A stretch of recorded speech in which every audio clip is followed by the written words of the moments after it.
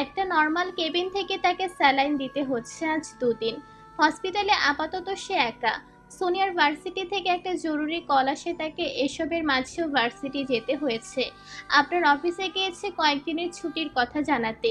যদিও সে নিচেই ম্যানেজার অফিসের, কিন্তু ছুটির জন্য বসের থেকে অনুমতি নেওয়া বাধ্যতামূলক। আপনার আসলে সে বাসায় যাবে। হানিয়া মাথাটা পেছনের ওয়ালের সাথে লাগিয়ে চোখ বন্ধ করে বসে আছে। ভীষণ ক্লান্তি তাকে আষ্টেপৃষ্ঠে জড়িয়ে ধরেছে। হানিয়া যখন চোখ বন্ধ করে বসেছিল তখনই কেউ তার ঘাড়ে হাত রাখে।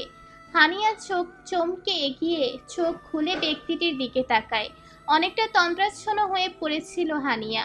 হানিয়া দেখতে পায় রোজি বেগম, স্পর্শ আর জাভিয়ান এসেছে। হানিয়ার ঘাড়ে হাত রাখা ব্যক্তিটি রোজি বেগম। তাকে দেখে হানিয়ার ঠোঁটে হাসির রেখা ফুটে ওঠে।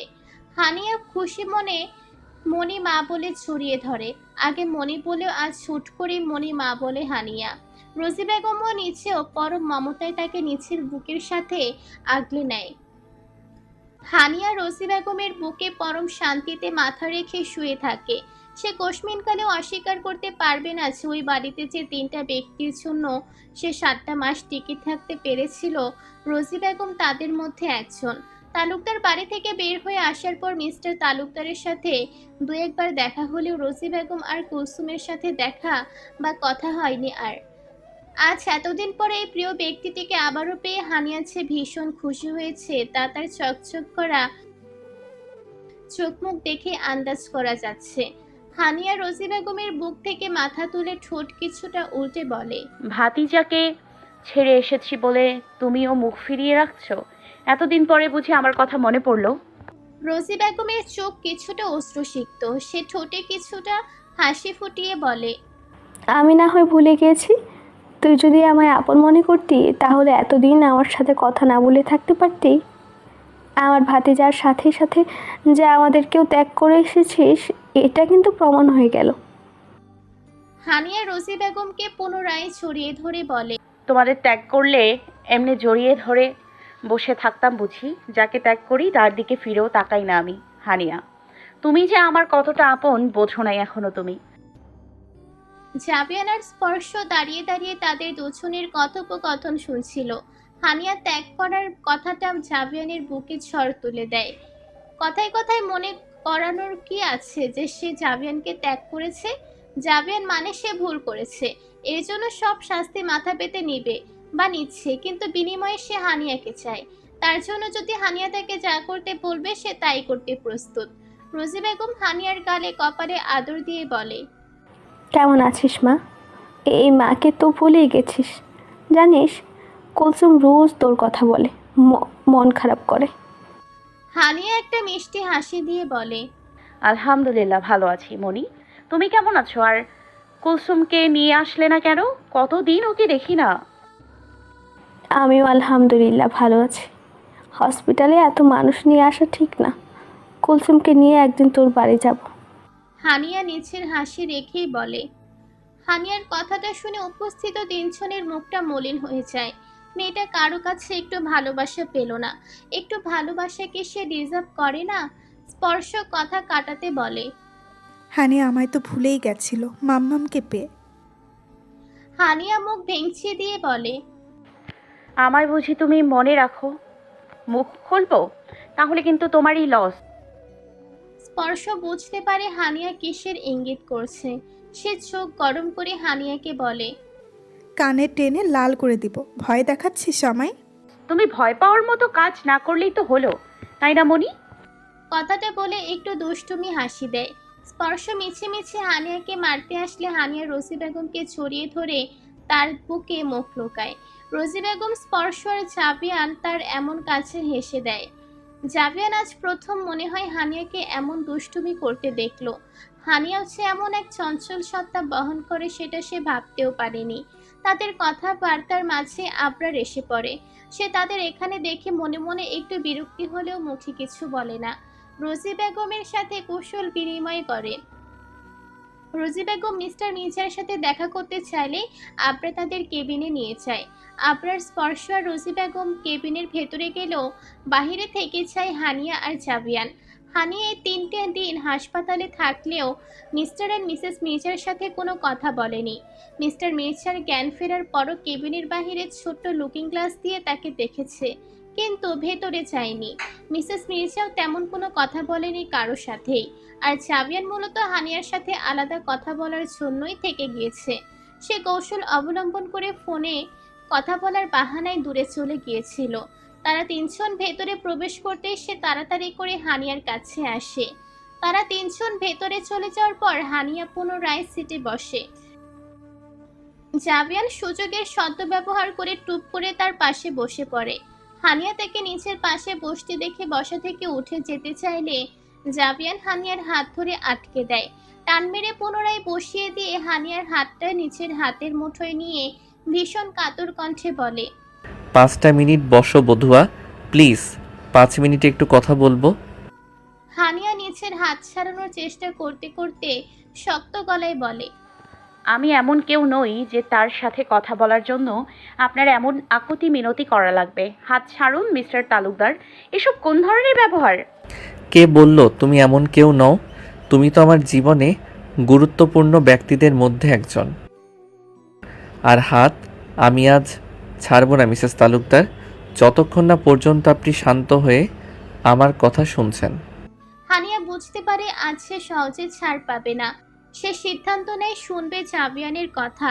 দেখা যাক কি এমন বলবে জাবিয়ান তাকে, যার জন্য এত আকুতি মিনতি। হানিয়া শান্ত হয়ে বসে, শান্ত গলায় বলে, আচ্ছা শুনবো আমি আপনার কথা, কিন্তু হাতটা ছাড়ুন। জাবিয়ান কাতর দৃষ্টি নিয়ে বলে, প্লিজ হাতটা ধরে রাখি। হানিয়া তাচ্ছিল্যের হাসি দিয়ে বলে, ধরে রাখার ফিতরত আপনার নেই, আছে শুধু প্রতিশোধ নেয়ার, এবং সেটা আপনি খুব ভালোভাবেই পূরণ করেছেন। ভালোই ভালোই হাতটা ছাড়ুন, না হলে ভাইকে ডাকতে বাধ্য হব, তখন কিন্তু কথা বলার সুযোগটাও হারাবেন। জাবিয়ান ভীষণ কষ্ট পায় হানিয়ার কথা শুনে, কিন্তু আপাত দৃষ্টিতে হানিয়া ভুল কিছু বলেনি। সে খুবই নির্মমভাবে প্রতিশোধ নিয়েছে। সেই হিসেবে হানিয়ার এমন রিয়্যাক্ট করা অযৌক্তিক কিছু নয়। জাবিয়ান হানিয়ার হাতটা ছেড়ে দিয়ে হানিয়ার সামনে মেঝেতে হাঁটু গেড়ে বসে পড়ে। তারপর বলে, এত কঠোর কেমনে হচ্ছ বউ? একটু দয়া মায়া কি হয় না আমার প্রতি? এই প্রশ্নটা যদি আপনাকেই করা হয়, একটু কি দয়া মায়া হতো না আমার ওপর, যখন আমায় কুকুরের মতো মারতেন? আমার দোষটা কোথায় ছিল একটু বলতে পারবেন? আপনার মির্জার বোন আমি, এটাই আমার দোষ ছিল, তাই তো? আমায় যেটা বোঝানো হয়েছিল আমি সেটাই করেছিলাম, এবং এটাই আমার জীবনের সবচাইতে বড় ভুল। আমার উচিত ছিল আরও যাচাই বাছাই করে ঠান্ডা মাথায় সিদ্ধান্ত নেওয়া, কিন্তু সাফাত আমার মাথা এমনভাবে ওয়াশ করে দিয়েছিল যে আমি নিজের বিবেক বুদ্ধি সব বিসর্জন দিয়ে ওই জঘন্য প্রতিশোধের নেশায় মেতেছিলাম। নিজের হাতে নিজের কলিজাকে ক্ষত বিক্ষত করেছি। তার জন্য যা শাস্তি দিবে আমি মাথা পেতে নিব, কিন্তু বিচ্ছেদ এটা করো না জান। তোমার জীবনের প্রথম পুরুষ যেমন আমি, আমার জীবনের প্রথম নারীও কিন্তু তুমি। প্রতিশোধের বিষয়টা কয়েক সেকেন্ডের জন্য সাইডে রেখে আমার বিষয়টা একটু ভেবে দেখো। তোমায় ছাড়া আমি ভালো নেই হানি। আজ 1টা মাস তোমার সাথে কথা বলার জন্য আমি ছটফট করেছি, পানি ছাড়া মাছের মতো। আমার নাওয়া খাওয়া ঘুম সব মনে হচ্ছে তুমি তোমার সাথে করে নিয়ে গেছো। আমার ঘরটা তোমার শূন্যতায় হাহাকার করছে। তালুকদার বাড়ির প্রতিটা কোণা তোমার জন্য কাঁদে। ওই বাড়ি মনে হচ্ছে কোনো এক মৃত বাড়ির রূপ ধারণ করেছে। হানিয়া প্লিজ। কথাগুলো বলতে বলতে জাবিয়ানের চোখ দিয়ে অশ্রু গড়িয়ে পড়ছে। তার 2-1 ফোঁটা অশ্রু হানিয়ার পায়ে গিয়ে পড়ছে। জাবিয়ানের অশ্রুসিক্ত চোখ, কাতর কণ্ঠ, সীমাহীন আকুতি যেন হানিয়ার মনে বিন্দুমাত্র প্রভাব ফেলতে পারে না। সে নির্লিপ্ত ভঙ্গিতে বসে আছে। আশেপাশে 2জন নার্স বা অন্যান্য রোগীদের আত্মীয় স্বজনরা সেখান দিয়ে যাওয়ার জাবিয়ানের দিকে বিস্ময়কর দৃষ্টি নিয়ে তাকাচ্ছে। পুরুষ মানুষের কান্না, এ যে দিনের বেলায় চাঁদ দেখার মতো বিস্ময়কর ব্যাপার আমাদের সমাজে। নীরবতা ভেঙে হানিয়া বলে, আপনার 5 মিনিট শেষ মিস্টার তালুকদার, এখন কি আমি উঠতে পারি, নাকি আরও কিছু বলবেন? বলতে চাইলে বলতে পারেন, কারণ এটাই আপনার কথা বলার শেষ সুযোগ। এরপর যা কথা হবে তা হবে কোর্টে, জজ সাহেবের সামনে। ভীষণ কাতর গলায় ডেকে ওঠে জাভিয়ান। হানিয়া জাভিয়ানের ডাক উপেক্ষা করে সেখান থেকে উঠে দাঁড়ায়। যার থেকে একবার মন উঠে যায় তার প্রতি আর কোনো টানি অনুভব হয় না। হানিয়া সেখান থেকে নিচের মায়ের কেবিনে এসে সাইড ব্যাগটা নিয়ে হসপিটাল থেকে বের হয়ে আসে। ভাইকে ফোনে মেসেজ করে তার চলে যাওয়ার কথা জানিয়ে দিয়েছে। ভালো লাগে না তার ওই ব্যক্তিটির সামনে। এখনও নিজেদের কথাটাই ভাবছে। একবারও হানিয়ার কথাটা ভাবতে চায় না তারা কেউ। হানিয়ার যে তাদের সাথে আর থাকতে চায় না, নিজের জন্য বাঁচতে চায়, নিজের মতো করে বাঁচতে চায়। আজ এত আকুতি মিনতি করে নিয়ে যাবে, দুদিন পর আছে আবারও আগের মতো করবে না, তার কি গ্যারান্টি আছে? তখন তো হানিয়া চাইলেও সেই বাড়ি থেকে আর বের হয়ে নিজের মতো করে বাঁচতে পারবে না। বাবার অসুস্থতা মাথায় নিয়ে হানিয়া তার পরীক্ষাগুলো শেষ করে। মিস্টার মির্জাকে 15 দিন হসপিটালে রাখা হয়, তারপর তাকে বাসায় শিফট করা হয়। এর মধ্যে মিসেস মির্জা মেয়েকে বাসায় ফিরিয়ে নেওয়ার জন্য অনেক চেষ্টা করেছেন, কিন্তু পারেননি। হানিয়া যেন একটু বেশি কঠোর হৃদয়ের অধিকারী হয়ে গেছে। ইনায়াদের বাসা থেকে হানিয়া নিচে উদ্যোগেই একটা গার্লস হোস্টেল খুঁজে সেখানে শিফট করে। 3টে টিউশনি নিয়েছে, প্রায় 7,000-এর মতো টাকা পাবে সেগুলোর থেকে। কলেজ শেষ করে সেগুলো করতে চায়। এতে তার নিচের উপরও পড়ালেখার উপর একটু চাপ পড়লেও কিছুই করার নেই। ভাইয়ের কাছ থেকে অতিরিক্ত সাহায্য নিতে নারাচ্ছে। সে একজন শিক্ষিত মেয়ে হয়ে যদি ভাইয়ের উপরই ভরসা করে থাকতে হয়, তাহলে এই পড়াশোনার মূল্য রইল কোথায়? আপনার তার টিউশনের কথা এখনো জানে না।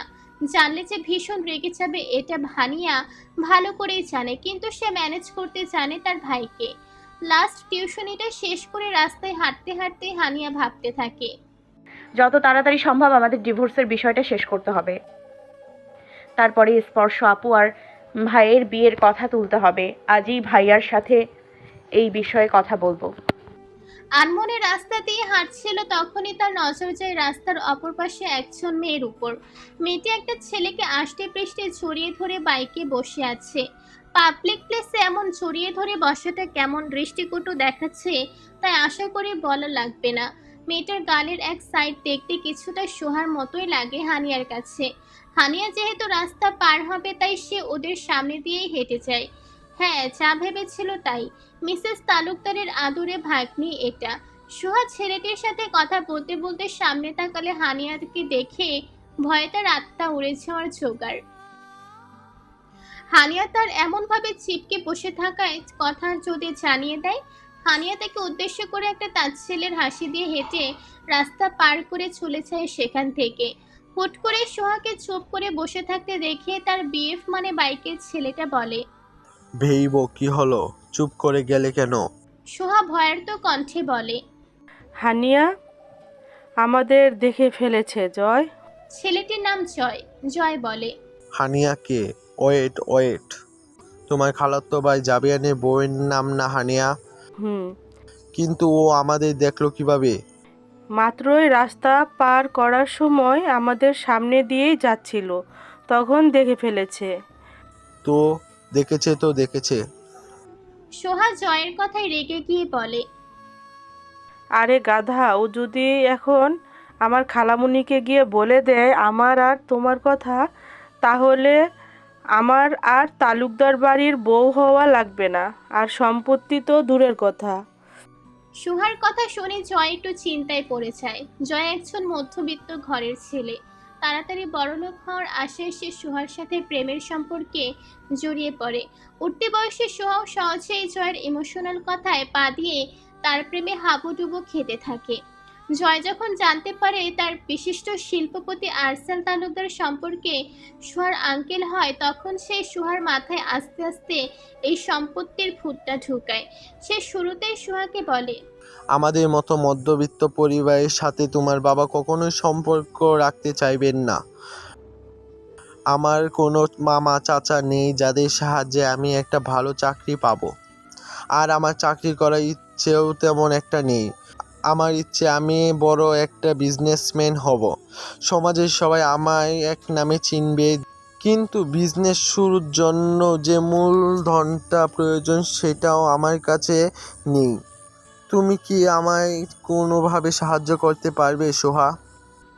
অবুঝ সোহা না বুঝেই বলে, আমি কিভাবে? তুমি যদি আমায় কয়েক লক্ষ টাকা দাও তাহলে ওটা দিয়ে আমি একটা বিজনেস শুরু করতে পারতাম। বিশ্বাস করো, আমি তোমায় সুদে আসলে সব ফিরিয়ে দেব। কিশোরী সোহা জয়কে ভালোবেসে বিশ্বাস করে বাবা মায়ের কাছ থেকে অনেক কষ্টে 5 লক্ষ টাকা এনে দেয়, কিন্তু জয় সেটা ফুর্তি করে শেষ করে দেয়। পুনরায় টাকা চাইলে সোহা দিতে অসম্মতি জানায়। তখন জয় তাকে ইনিয়ে বিনিয়ে তার মাথায় এই ধারণা প্রবেশ করায় যে সোহা যদি কোনোভাবে জাবিয়ানের বউ হয়ে সেই বাড়িতে পার্মানেন্টলি প্রবেশ করতে পারে, তাহলে তারা ছলে বলে কৌশলে তো তালুকদার ইন্ডাস্ট্রি নিজেদের নামে করে নিতে পারলে কেল্লা ফতে। সোহা শুরুতে মানতে না চাইলেও পরবর্তীতে মেনে যায়। এছাড়া সোহার মাও অনেক আগে থেকে বোনের বড়লোক শ্বশুর বাড়ি দেখে হাহুতাশ করতো, যেটা দেখে সোহা বড় হয়েছে। মার ভালোবাসার মানুষটির প্ররোচনায় সোহা এই জঘন্য পথে পা বাড়িয়েছে। দেখা যাক ভাগ্য তাদের সহায় হয় নাকি। হানিয়া জাবিয়ানের জ্যাম ছেড়ে যাওয়ায় জয় বাইক চালিয়ে একটা আবাসিক হোটেলের সামনে এসে থামে। প্রায় আশা হয় তাদের এখানে। হোটেলটা তার এক বন্ধুর। এক হাত দিয়ে সোহাকে ধরে অন্য হাতে চাবির রিং ঘুরাতে ঘুরাতে জয় তাদের বুক করা রুমে এসে পড়ে। দীর্ঘক্ষণ নিষিদ্ধ ভালোবাসায় ডুবে থাকার পর একে অপর থেকে মুক্ত হয় তারা। সোহা ওয়াশরুমে ফ্রেশ হয়ে চলে যেতে গেলে জয় ইন্টারকমের সাহায্য খাবার অর্ডার করে। 15 মিনিট তাদের অর্ডারকৃত খাবার এসে পড়লে জয় দরজা খুলে ওয়েটারকে ভেতরে প্রবেশ করতে দেয়। তখনই সোহা ওয়াশরুমে থেকে চুল মুছতে মুছতে বের হয়।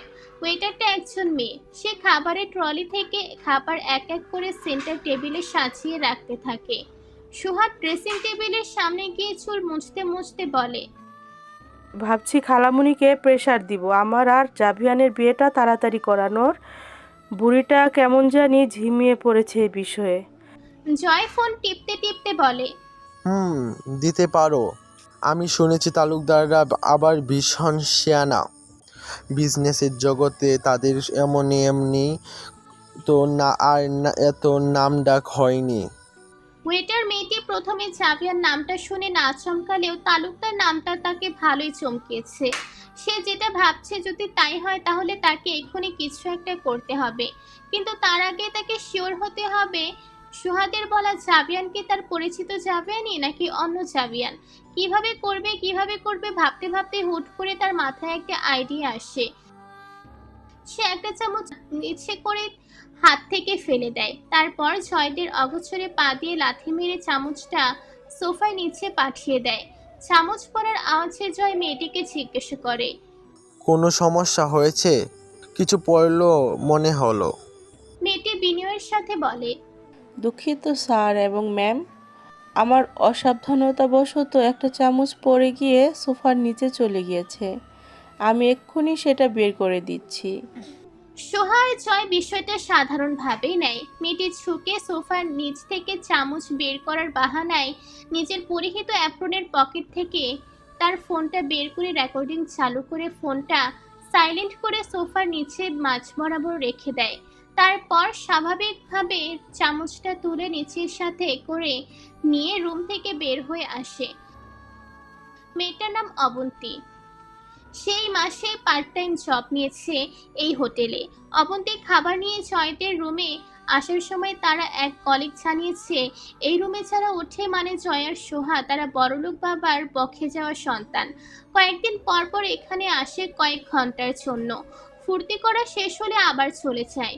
অর্ডারটা অবন্তীর ওই কলিগেরই নিয়ে আসার কথা ছিল, কিন্তু অবন্তীর কলিগ সোহা জয়কে দেখতে পারে না, তাই আজ অবন্তীকে দিয়ে জয়দের অর্ডার পাঠিয়েছে। অবন্তী এসেছে এমন একটা চমক দেখতে পাবে ভাবতেও পারেনি। দেখা যাক এখন রেকর্ডিং এ কি কি রেকর্ড হয়। ভাই, তোমার মনে হয় না বিয়ে শাদী নিয়ে ভাবা উচিত? আর কতকাল তুমি স্পর্শ আপুকে অপেক্ষা করাবে? তারও তো বয়স হচ্ছে, তুমি কি আবারও হারিয়ে ফেলে পরে বুঝবে। বেশ রেগে মেগে কথাগুলো বলে হানিয়া তার একমাত্র ভাইকে, কিন্তু হানিয়ার এই রাগকে আবরার পাত্তাই দেয় না। সে নির্লিপ্ত ভঙ্গিতে কফির কাপে একের পর এক সিপ নিচ্ছে। হানিয়ার দইছের ভাত এবার ভেঙে যায়। সে বসা থেকে উঠে টেবিলে 2 হাত দিয়ে শব্দ করে বলে, ভাই মাথা গরম হচ্ছে আমার এবার। হানিয়ার কথাগুলো বেশ উচ্চস্বরে হয়ে যায়। আশেপাশের টেবিলের লোকেরা তাদের দিকে বিরক্তিকর দৃষ্টি নিয়ে তাকায়। এই পর্যায়ে আবরার আর নির্লিপ্ত থাকতে পারে না। অনেক হয়েছে বোনকে চালানো, এবার সিরিয়াস হওয়া যাক। আবরার হানিয়াকে পুনরায় বসিয়ে আশেপাশের মানুষের উদ্দেশ্যে সরি বলে। তারপর বোনের জন্য একটা আইসক্রিম অর্ডার দেয়। হানিয়ার আগে ফুঁসতে ফুঁসতে আবরারের কাজগুলো দেখতে থাকে। আবরার তার বিপরীত পাশের চেয়ারটায় বসে বলে, তো কি মনে হয় তোমার সাথে ঘটে যাওয়া ঘটনার পর আমার আর স্পর্শের বিয়েটা হবে? সেটা কি সম্ভব? হানিয়া অবাক হয়ে বলে, সম্ভব নয় কেন? আমার সাথে হওয়া ঘটনার জন্য তোমাদের বিয়ে কেন হবে না? অনেকগুলো কারণ আছে যার কারণে এই বিয়ে সম্ভব নয়। সেগুলো কি আমি জানতে চাই। দেখ হানিয়া, বিষয়টা যতটা সহজ মনে করছিস ততটা সহজ নয়। তোকে তারা মিডল ক্লাস ফ্যামিলির মেয়ে বলে মেনে নেয়নি, আমায় কিভাবে মেনে নিবে সেই পরিবারের ছেলে হওয়ার পরও? এর উত্তর হিসেবে আমি বলবো, তুমি ঘর করবে স্পর্শ আপুকে নিয়ে। স্পর্শ আপু তোমার বাসায় আসবে নাকি তুমি আমার মতো তাদের বাসায় গিয়ে সংসার করবে? তাদের সাথে তোমার কালে ভদ্রে দেখা হবে। আমার মতো না বিষয়টা। আর তোমায় মানবে না কেন? আমার ভাই কম কিসের? ভালো চাকরি, গাড়ি আছে, কয়েকদিন পর বাড়িও হবে। তখন তোমার আর তাদের মধ্যে পার্থক্য কোথায় থাকবে? আপনার বোনের মুখের দিকে একথেনে তাকিয়ে থাকে। তার কথায় যুক্তি আছে। স্পর্শ তার সাথে ঘরে করবে, তাকে হানিয়ার তো সেই টক্সিক মানুষগুলোর সাথে ঘর করতে হবে না। তাও একটা কিন্তু রয়েই যাচ্ছে, সে যে ডিভোর্সি। আর স্পর্শ, সে কেন একজন ডিভোর্সিকে বিয়ে করবে? তারও তো অধিকার আছে কারো জীবনের প্রথম নারী হওয়ার। হ্যাঁ, স্পর্শ তার মনের ও প্রণয়ের প্রথম নারী, কিন্তু জীবনের তো না। সামাজিক দৃষ্টিতে সে দ্বিতীয়। আবরার বলে ওঠে, আমি ডিভোর্সি হানিয়া, এটাই বড় কাটা আমাদের বিয়ের। সে তো অধিকার রাখায় কারো জীবনের প্রথম নারী হওয়ার। হানিয়া অবিশ্বাস্য দৃষ্টি নিয়ে ভাইয়ের দিকে তাকিয়ে থাকে। কেমন উদ্ভট কথাবার্তা বলছে তার ভাই। ডিভোর্সে কি সে নিজ ইচ্ছেতে হয়েছে? আর প্রথম নারী মানে? আবরার তো স্পর্শকেই প্রথম ভালোবেসেছিল। তার কি জানায় ভুল আছে? সে সন্দিহান দৃষ্টি নিয়ে আবরারকে প্রশ্ন করে, ভাই তুমি স্পর্শ আপুর আগেও কি কাউকে ভালোবেসেছিলে? সত্যি করে বলবে কিন্তু। আবরার হানিয়া কথা ও দৃষ্টি দুটোতেই হকচকিয়ে যায়। সে তড়িঘড়ি করে বলে, এটাকে ভালোবেসেই আমি দেবদাস হয়ে ঘুরেছি। আজ 3টা বছর তুই আরও কাউকে ভালোবাসতে বলছিস? দেবও টেনে এক চর। হানিয়া চোখ ছোট ছোট করে বলে, তাহলে প্রথম নারীর কথা বললে যে? আরে গাধার নানি, প্রথম নারী বলতে অর্ধাঙ্গিনীকেই বুঝিয়েছে। ও। হঠাৎই পেছন থেকে একটা নারী কণ্ঠ বলে ওঠে, অর্ধাঙ্গিনী জায়গা তাকে দেওয়ার সাথে সাথে কি মনের জায়গাটাও তাকে দিয়ে দিয়েছেন? আপনার আর হানিয়া ঘাড় ঘুরিয়ে দেখে নারীটি হলো স্পর্শ। হানিয়ার ঠোঁটে একটা সূক্ষ্ম হাসি ফুটে ওঠে। স্পর্শকে সেই ফোন দিয়েছিল।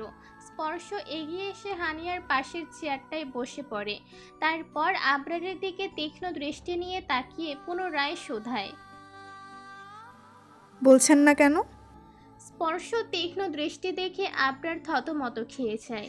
সে নিজেকে সামলে বলে, মনের দ্বারা একজনের জন্যই উন্মুক্ত করেছিলাম, সে আসলো, নিজের জায়গায় বসলো, তারপর থেকে অন্য সব নারীর জন্য সেই দ্বার আবার বন্ধ হয়ে গেল। আমার মনের ঘরে তার জন্য এখনও খুব যত্ন করে রেখেছি, আমি মৃত্যুর আগ পর্যন্ত রাখবো। স্পর্শর মন ভরে ওঠে আবরারের কথা শুনে। সে একটা মিষ্টি হাসি দিয়ে চোখ নামিয়ে ফেলে। দৃষ্টি নত রেখে হানিয়ার দিকে তাকালে দেখতে পায় সে এক গালে হাত দিয়ে হাঁ করে তাকিয়ে আছে তার ভাইয়ের দিকে। প্রচণ্ড বিস্মিত হলো, যেমনটা করে না মানুষ, তার ভাই অনেকটা সেরকম। স্পর্শ হাতের কোণো দিয়ে তার হাতে ধাক্কা দিলে হানিয়া নিচের ধ্যানে ফিরে। সে একবার স্পর্শর দিকে তাকায় তো আরেকবার আবরারের দিকে তাকায়। তারপর স্পর্শকে সে বলে, আপু বুঝলা, বিয়ের পর তোমায় আর কষ্ট করে ভাইকে রোমান্টিক বানানো লাগবে না, সে যথেষ্ট রোমান্টিক। শেষের কথাটা একটু টেনে বলে হানিয়া। মুখে তার দুষ্টু হাসি। আবরার বোনের কথা একটু লজ্জায় পায়। মেকি ধমক দিয়ে বলে, হানিয়া, আমি তোর বড় ভাই, ভুলে গিয়েছস? না, কিন্তু আমি যে তোমার ছোট বোন সেটা হয়তো তুমি ভুলে গেছো ভাই। মুখ ভেঙচি দিয়ে কথাটা বলে। যাই হোক, এবার বলো তোমাদের বিয়ে কবে খাচ্ছি? আবরার অসহায় হয়ে বলে। হানিয়া, তোমার কি বোঝালাম আমি? হানিয়া খানিক রেগে বলে। তুমিও বোঝালে আমিও বুঝলাম, সব বুঝলাম, কিন্তু এটা বুঝলাম না এত সবের মধ্যে আপুর দোষটা কই? সে কেন বারবার ভালোবাসায় ব্যর্থ হবে? এমন তো না যে তুমি অন্য কাউকে ভালোবাসো। তাহলে সমস্যা কই ভাই? তুমি এত সেকেলে চিন্তা করছো কেন? যেখানে আপুর কোনো সমস্যা নেই তোমায় বিয়ে করতে, সেখানে তোমার এত কিসের চিন্তা? আবরার স্পর্শর দিকে পূর্ণ দৃষ্টি রেখে বলে। তোমার আপু কি একবারও বলেছে সে এই ডিভোর্সকে বিয়ে করবে? কই, আমি তো শুনলাম না। স্পর্শ আবরারের কথা শুনে ছট করে তার দিকে তাকায়। আবরার দেখতে পায় তার মায়াবিনীর চোখে অশ্রুদের আনাগোনা চলছে। বুঝতে বাকি থাকে তার সম্মতির বিষয়টা। হানিয়া একবার দুজনের দিকে তাকায়, তারপর স্পর্শকে বলে। আপু, তোমার এই মিডল ক্লাস ডিভোর্সি ছেলেকে বিয়ে করতে কোনো সমস্যা আছে? থাকলে এক্ষুনি বলে দাও। আমি চাই না তোমাদের পরিণতি আমার আর মিস্টার তালুকদারের মতো হোক। স্পর্শ একবার আর চোখে আবরারের দিকে তাকায়, তারপর দৃষ্টি ঝুঁকিয়ে মাথা নামিয়ে দৃঢ় অথচ শান্ত কণ্ঠে বলে। সে যদি আমায় ভালোবাসে, আমার কেন কোনো অসম্মতি থাকবে? আমি তাকে ভালোবেসেছিলাম তার স্ট্যাটাসকে নয়। আর ডিভোর্সের বিষয়ের সব জানার পরেও আমি যদি তাকে ফিরিয়ে দেই, তাহলে আমার নিজেকে বিবেকহীন উপাধি দিলেও আমার জন্য কম হবে। ভালোবেসেছিলাম, তার মানে কি এখন আর ভালোবাসো না আমার ভাইকে? সরাসরি ভালোবাসে কিনা প্রশ্ন করে স্পর্শ বেশ লজ্জা পেয়ে যায়। স্পর্শ তাকিয়ে দেখে দুই ভাই বোনই তার উত্তর জানার জন্য উদগ্রীব হয়ে তারই দিকে তাকিয়ে আছে। স্পর্শর লজ্জা লাগছে ভীষণ ভীষণ ভীষণই। ফর্সা গালগুলো হালকা লালচে বর্ণ ধারণ করে ফেলেছে ইতিমধ্যেই। হানিয়া বিষয়টা খেয়াল করে, তাও সে হবু ভাবিকে একটু জ্বালানোর জন্য পুনরায় তাকে জিজ্ঞাসা করে। কি হলো আপু, বলো।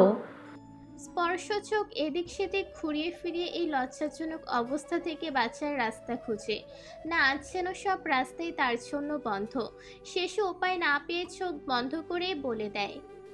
ভালোবাসি বলেই উন্মাদ হওয়ার পরেও শুধু তাকেই খুঁজেছি। ভালোবাসি বলেই এত সবের পরেও তার জীবনের দ্বিতীয় নারী হতে চাচ্ছি। ভালোবাসি বলেই তার হাতটা মৃত্যুর আগ পর্যন্ত ধরার অধিকার চাচ্ছি। হানিয়া খুশিতে বেশ জোরে ইয়াহু বলে ফেলে। আশেপাশে টেবিলের সকলে অবাক দৃষ্টি নিয়ে তার দিকে তাকিয়ে থাকে। হুট করে বেশি উত্তেজিত হয়ে যাওয়ার এই কাজটা করে এখন নিচেই পস্তাচ্ছে। সে ঘাড় ঘুরিয়ে ঘুরিয়ে তাদের কাছে ক্ষমা চায়। তার খুশিতে গদগদ হয়ে বলে। আমার না তোমাদের জন্য খুব খুশি লাগছে ভাই। তাহলে বিয়েটা ডেট কবে ঠিক করতে আপুদের বাড়ি যাবে? আবরার কয়েক মিনিট সময় কিছু একটা ভাবে, তারপর হানিয়াকে প্রশ্ন করে। তোরা সোনিয়া আর ইয়ার ফাইনাল এক্সাম কবে? 1 মাস পরেই। সোনিয়ারও এমনই, কিন্তু কেন? তোদের এক্সামের পরই হবে বিয়ে তাহলে? হানিয়া অবাক হয়ে বলে। ও মা, কেন?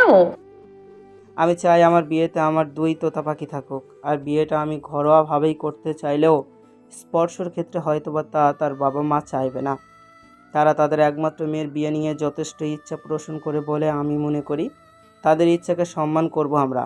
আমি চাই না তোরা পরীক্ষার চিন্তা মাথায় রেখে বিয়েটা অ্যাটেন্ড কর, আর এতে তোদের রেজাল্টের প্রভাব পড়বে। তোমার কোনো সমস্যা আছে আমার সিদ্ধান্তে?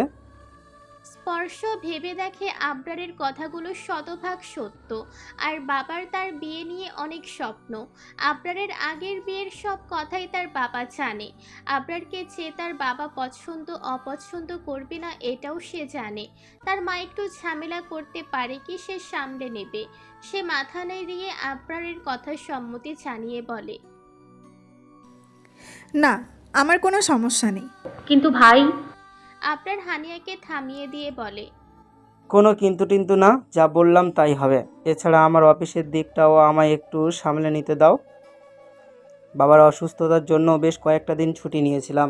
এখন যদি আবারও ছুটি চাই তাহলে বুঝতেই পারছো বিষয়টা কেমন দেখায়। সব বুঝলাম, কিন্তু আমি বাসায় যাব না।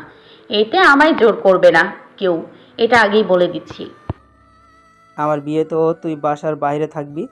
কিছু করার নেই, আমার ভাগ্যই এমন। এ নিয়ে তুমি মন খারাপ করো না। এখন বাকি কথা তোমরা শেষ করে নাও। আমার ইনায়াদের বাসায় যাওয়া লাগবে, আমি উঠলাম। হানিয়া বসা থেকে উঠে পড়ে। তাদের থেকে বিদায় নিয়ে সে রেস্টুরেন্ট থেকে বের হয়ে আসে। আজ বিকেলে তার দুটো টিউশনি ছিল না, তাই ভাইকে ডেকে ঝুলে থাকা এই বিষয়টার সমাধান করে নিল। মেন রাস্তায় এসে দেখে তার কাঙ্ক্ষিত বাসাটি এসে পড়েছে। পাবলিক বাসে সে উঠতে পারে না, গা গুলিয়ে বমি পায়, কিন্তু কিছুই করার নেই। এখন কিছুটা শুয়ে গেলেও পুরোপুরি ঠিক হয়নি সমস্যাটা। তার উপর নারী পুরুষ নির্বিশেষে ঠাসাঠাসি করে ট্রাভেল করা, ভিড়ের মধ্যে পুরুষদের অনাকাঙ্ক্ষিত স্পর্শ, বিষয়গুলো ভাবলেই তার কান্না পায়। দোয়া পড়তে পড়তে বাসে উঠে পড়ে। ভাগ্য ভালো থাকায় মাঝের সারিতে একটা উইন্ডো সিটও পেয়ে যায়। সেখানে গিয়ে বসে পড়ে। বাস চলতে শুরু করার কিছুক্ষণ পর বুঝতে পারে সেখানে বসে সে কতটা ভুল করেছে। তার পাশে তার বাবার বয়সী এক বুড়ো লোক বসেছে। একটু পরপরই তার গায়ের সাথে লেগে হাতটা আস্তে আস্তে ঘষছে, আবার ঘুমের ভান করে ঘাড়ে মাথা রাখছে। কয়েকবার সরিয়ে দেওয়ার পরও যা তাই। ঘুমের ছুতোয় নিচের হাতটা হানিয়ার পায়ের ওপর এনে রাখছে। কয়েকবার একটু দূরে সরে বসতে বলার পরও এমন করছে। এবারও দূরে সরে বসতে বললে লোকটা কর্কশ গলায় বলে, এত সমস্যা হলে নেমে পড়ছেন না কেন? দেখছেন না কত ভিড়? এত সরে বসতে পারবো না। হানিয়া আর কিছুই বলে না। কোনা চোখ দিয়ে তাকিয়ে দেখে লোকটা কেমন শয়তান মার্কা হাসি দিচ্ছে। বুঝতে পারে ইচ্ছে করে এমন করছে সে। এবার হানিয়ার মেজাজের বাড়ন্ত পারদ কমায় কে।